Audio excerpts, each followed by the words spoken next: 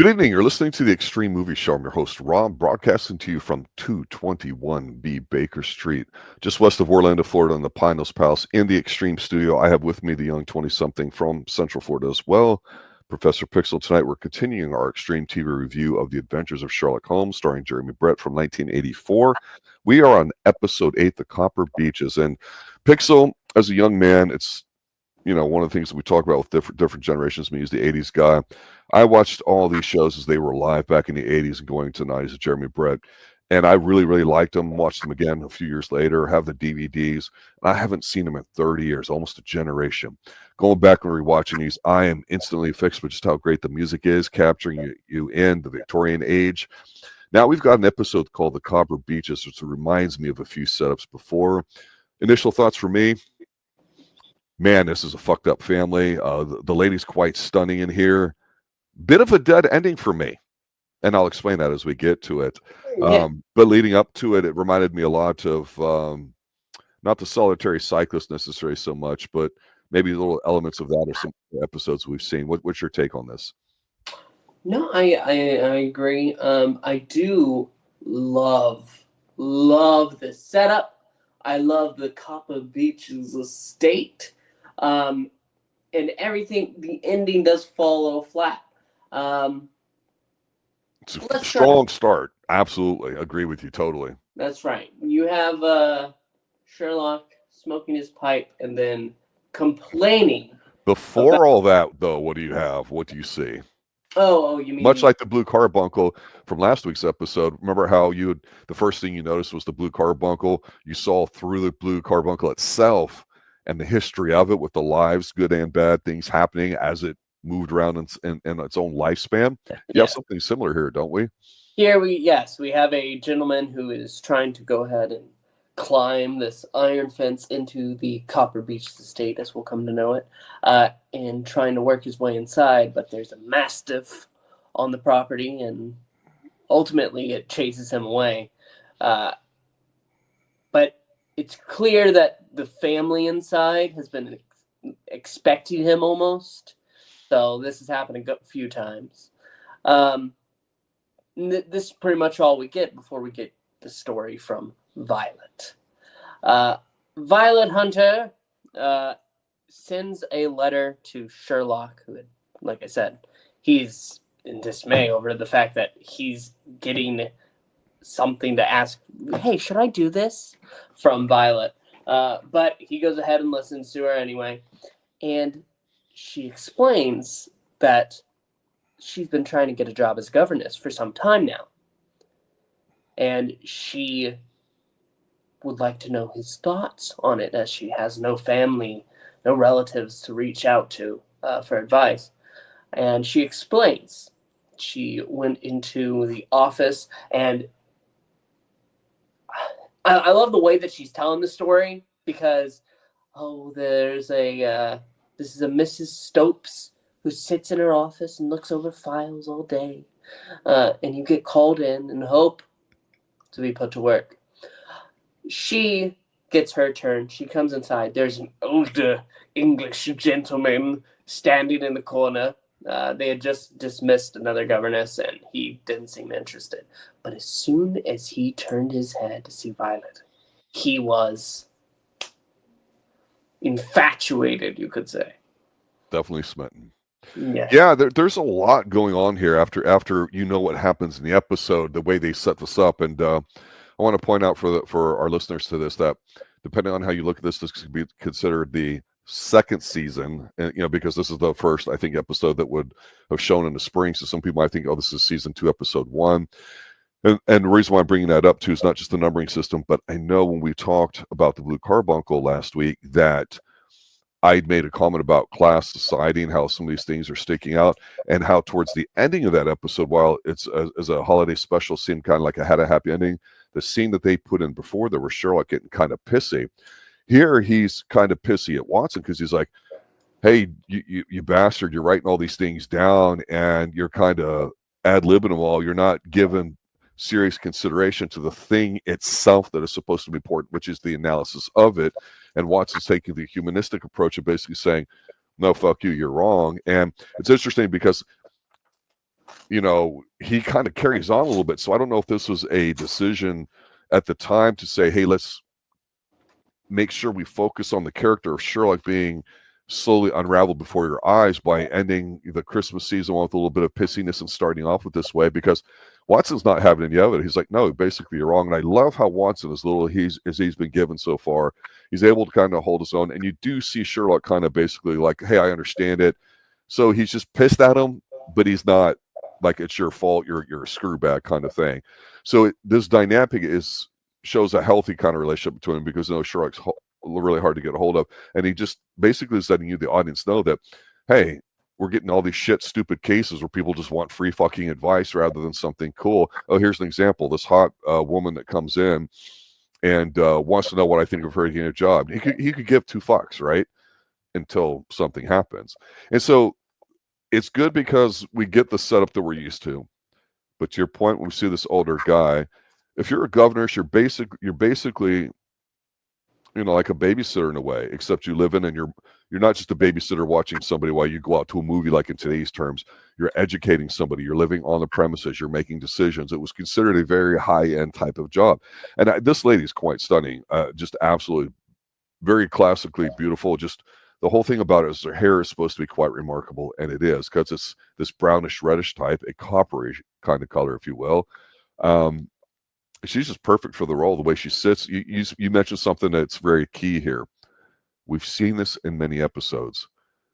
A person telling what the story is does a very good job of delivering it.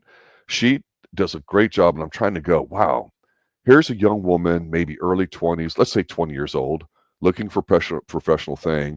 Sherlock literally takes the letter that she had handwritten and just kind of flips it, and he's all pissy about it. And he's like, she's composed. I like that. This is good acting. She's not dealing with it. And Watson's basically being the proper gentleman in here.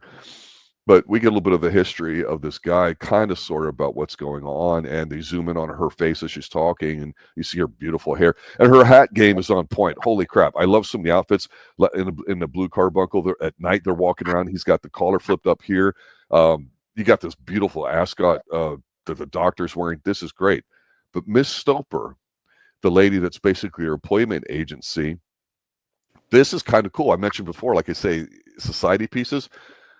She's basically bitching at her, saying, hey, look, you turn this guy's down offer of a double monthly salary, and you want me to be looking for you for people? I don't think so. So there's this kind of like, hey, we're old people. We know what's best for you as a young woman type of person. Because she basically is like, no, I really don't want to do it because I don't want to cut my hair. And you know what? I thought, that's great. Now, part of me goes, you got to have your emergency fund and all the practical stuff out of it, right? But this is an interesting display, again, of the dynamic of society at the time. And you know what? Hey, you may not get an opportunity to do this kind of job, but at some point, though, he makes an offer that she just can't refuse because it's a little bit more than double the monthly salary she's used to. And it's kind of interesting about it, because what are you going to do? Everybody's got a price. She takes it and she goes for a week. But then a week or so, things just don't seem to go right here, too. So you're right. She does a great job. She's very strong delivering the story here.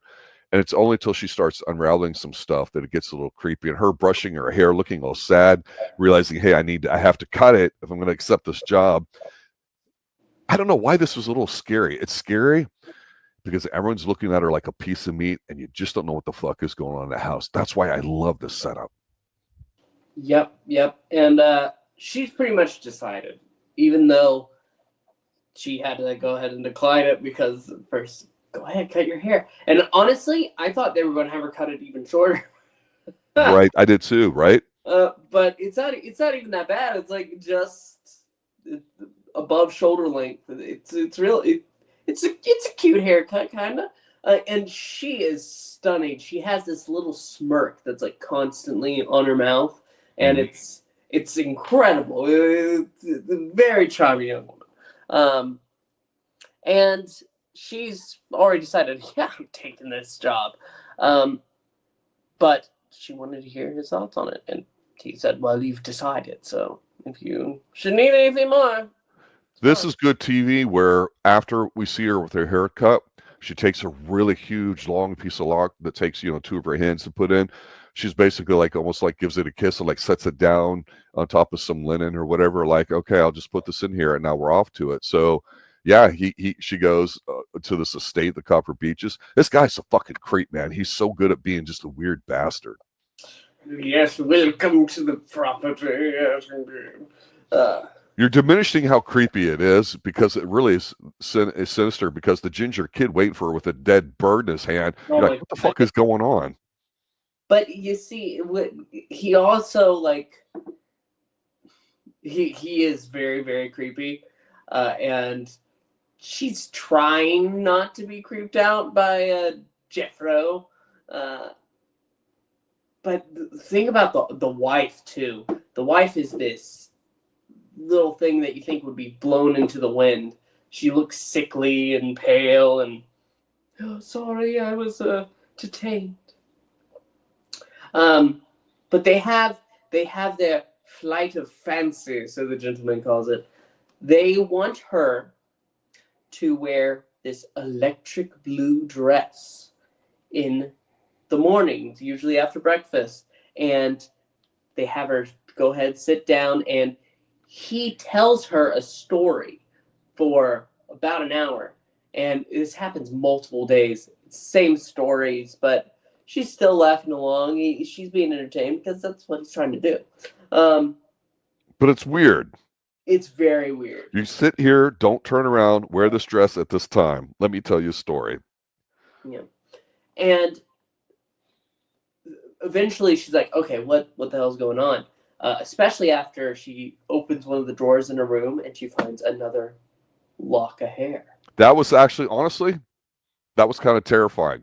That's what really creeped me out about all right? That. Because he's walking her around the grounds. He shows her the mastiff's place, and he basically threatens her, hey, don't you dare leave, because I'll stick the dog on you myself if you're out here. It's like, you're an evil fucking bastard. It's not like you're trying to, like, eventually try to seduce her or get all rapey or like that. No, this guy's just straight up evil. Yep.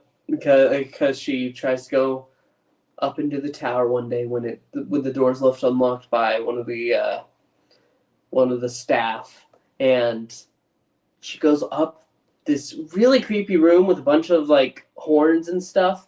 But she goes up the stairs and gets to a locked door, and there, underneath, you can see footsteps. Someone's approaching, and she gets freaked out, runs down, and he grabs a hold of her pretty much when she gets down, and he says, now what were you doing up there?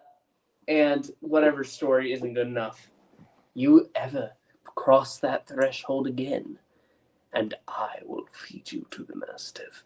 Yeah, no, totally creepy bastard. This is enough for her to go ahead and write their Holmes. They meet in a pub in a nearby village. I love the lead up to how he says, no, if she was going into the city for this job, I wouldn't have had any concern. But I have 7 ideas what could be happening right now. It's well, there's a little bit of, first of all, I love it when they're arguing going somewhere and they're on the train. I don't know why, I just pop hard for whenever people are on trains and things are happening. And I think part of it too is it goes into that idea I mentioned before about society. Back then you had to move to the city to get a living. Either that or, you tried eking one out on your own. And so it's interesting observation he makes about how his mind just can't see beautiful rolling countryside. He can go, hey, this is a great place for a lot of bad fucking things to happen. You're like, man, you are not a pleasant guy to deal with right now, Sherlock. Smoke something or whatever, because I don't want to hang out with you and cruise for chicks. You're not that guy right now. But it's setting up his thinking, like I said, that we saw an argument earlier and at the end of last episode, season, whatever you want to call it. And here, my mind goes back to the very exact first thing you see before you even get the opening credits, and that's him, the guy of the manager of the place, the creepy bastard. He's walking down a flight of stairs with not a candelabra, but an oil candle in his hand or whatever, and the lady, of course, we saw her later going, I was detained. And so to me, yeah, it's compelling. We don't know what's going on, but we've got that sense of urgency, right? Because now you've got them coming in from the city. This magnifies things. This is just a setup of the Speckled Band, right? Which just had this great kind of building intensity to it. What I liked about this woman, and it's easy to sit there and say, oh, she's absolutely gorgeous and beautiful. She's kind of quick-witted in that she got to a point where she's like, while they're telling these stupid stories and all that, and they're acting like, okay, maybe she still believes it. She stuck a piece of glass, and so she made like she had something in her eyes so she could see it. And she saw somebody off in the distance watching up in the windows. And it's the same window that she's sitting at that this strange guy at the very beginning episode was trying to look up into before the Mastiff chased him off in the dead of night. So obviously they're being observed. They're trying to put on something. So obviously she's a front for something. We're not sure what. But the lady basically watching this whole time was like, hey, I know you're up to no good. I know you saw what's kind of going on. And so what is up there in this tower part that doesn't get used anymore that obviously they're going up to? What or who is being hidden behind it? And so he's like, yeah, we'll be there at 4:30 because they're going out for something. They come in. This, when it kind of accelerates, goes off the rails a little bit for me. I want you to kind of take this part over here. Well, there actually is a reason for that. So, the older woman who runs the house, she's more than a housekeeper, but she does upkeep the property. She knows where the bodies are buried. Yes. The Mastiff is locked in this afternoon. The guy is passed out on the table, and dressed in her electric blue dress, Violet says that, oh, the boy must be hiding here somewhere. I think the cellar. Let's go down there, and it has to be unlocked. So takes the keys, unlocks. This is Sherlock's brilliant plan here. Yeah. Violet pushes her into the cellar, locks the door. I know, right? I was a little surprised by that. It's sloppy, I was surprised too. But meanwhile, the bearded gentleman is outside. He almost taunts the dog because it's locked, and he runs. There's a ladder set up. He climbs. Violet is rushing to where now Sherlock is able to enter with Watson. They rush upstairs to the tower to try to unlock the door. They open it, get inside. There was a scream. The windows open, smashed in, and the woman that we get a look at, who's wearing the same dress, is now gone, and so is the gentleman. And then, what's his name? God, Jeffro returns with his wife. They are very much unhappy. Rushes inside. He sees them there, and he locks them in. And he's about to go get the dog and free it. But the dog hasn't been fed in 2 days. So as soon as that gate is open, because the Mastiff only listens to the guy on the property that runs the groundskeeper, the Mastiff attacks, and biting and pushing, and eventually Watson, because they get back down, they have to shoot him. And this is when we get the story from the main lady of the house, not the wife. And everything was set up. And I think this is why it falls flat. Because there's already a plan in motion, and it's not the plan that we're following. It's just happening at the exact same moment. This gentleman was a suitor to their daughter.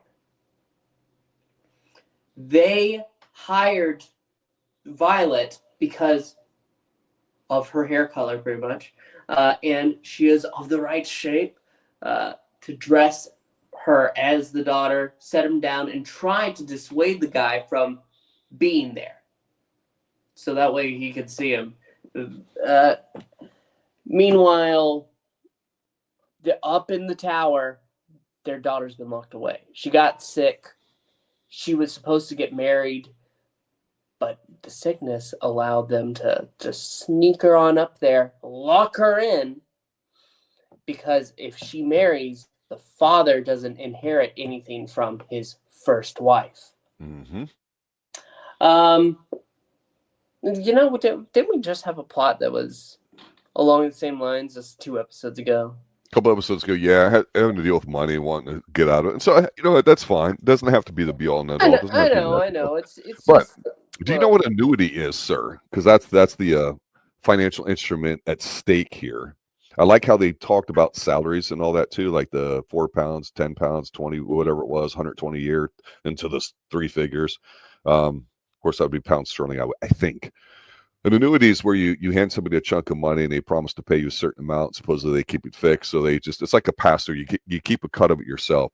We saw this in the last episode of the Blue Carbuncle, and that the innkeeper was the pass-through who would find the population of people due to the high turnover volume of customers who might be able to do that. So it's interesting that they mention that kind of stuff, because as a kid you don't know that, and maybe some adults don't, and that's fine. You don't need to know, other than the guy doesn't get money, so he's being a bastard asshole dude, so he can keep the money, you fuckhead.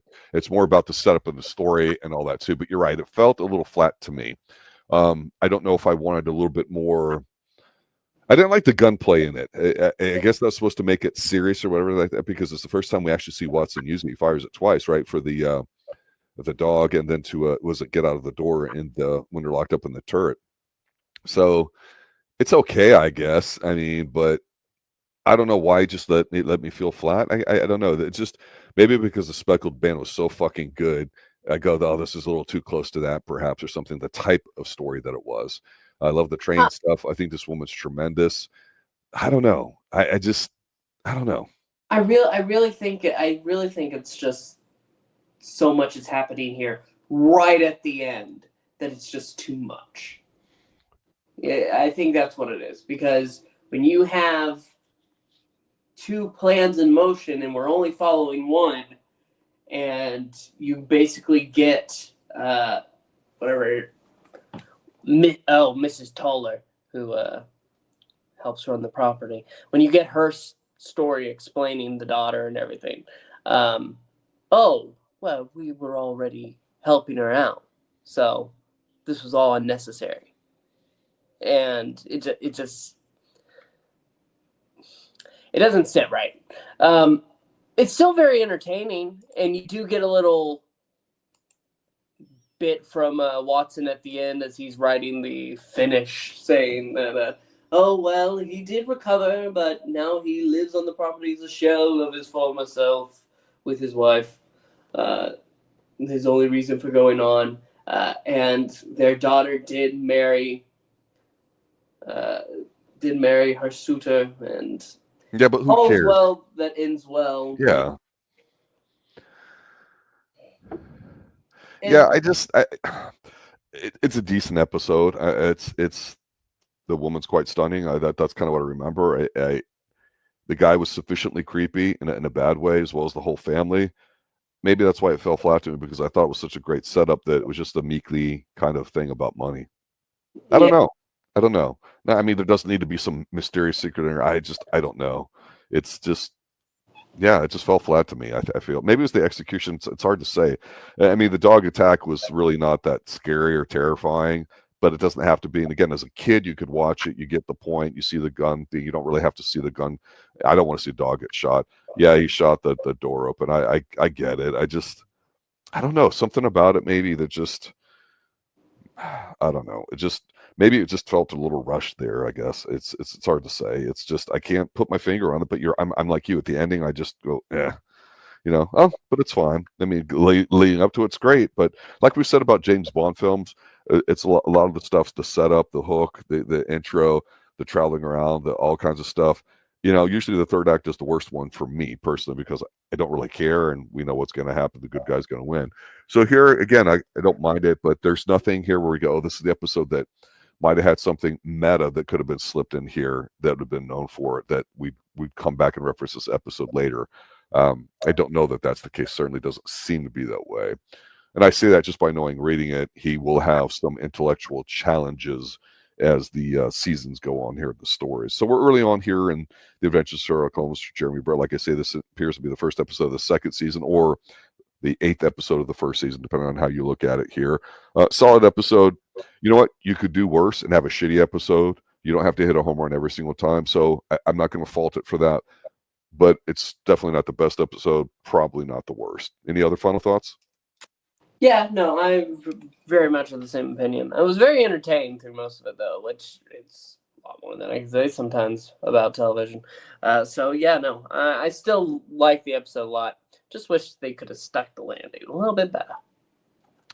Yeah, for me, this lady, Natasha Richardson, she's, I think, a daughter of Vanessa Redgrave, who's been around for a long time, too. So she may have some familiarity in the face, perhaps. I was trying to see if she was known for anything in particular. Obviously, when you're in Europe, that may not translate here to the United States or whatever. She was, I believe, the mother in the rebooted Parent Trap. Yes, she was. Yeah. So, I mean, like, sadly, she has passed. Yeah. But, yeah, no, that's definitely something that that'll stand out, that people will remember. Did you say the daughter of Vanessa Redgrave? Oh, wow. Oh, yeah. I had no idea. Like, there's a couple different clans in Hollywood that have been around for a long time. You know, there's the Redgraves, I think, British side. There's a few others. There's the Carradine clan. There's the John Huston clan. There's a few things here too. But I'm like, you know what? Just something about her face looked familiar. Now I can kind of see it now when I look on IMDb, her face, and Vanessa Redgrave's too, because Vanessa Redgrave has a bit more of a piercing glare, I think. But you know, I could see it. Vanessa Redgrave, I think, played a season in gosh, what was the of Dexter? Maybe. Am I thinking that right? Nip Tuck. That's what I'm thinking of. Yeah, Nip Tuck. And so I remember that going, okay. So there you go. That's it, ladies and gentlemen. Season 1 episode. Check it out. We'll be doing episode 9 next week for Professor Pixel and everybody involved here at the Xtreme Movie Show. Good night now. This was a Sir Arthur Conan Doyle adaptation.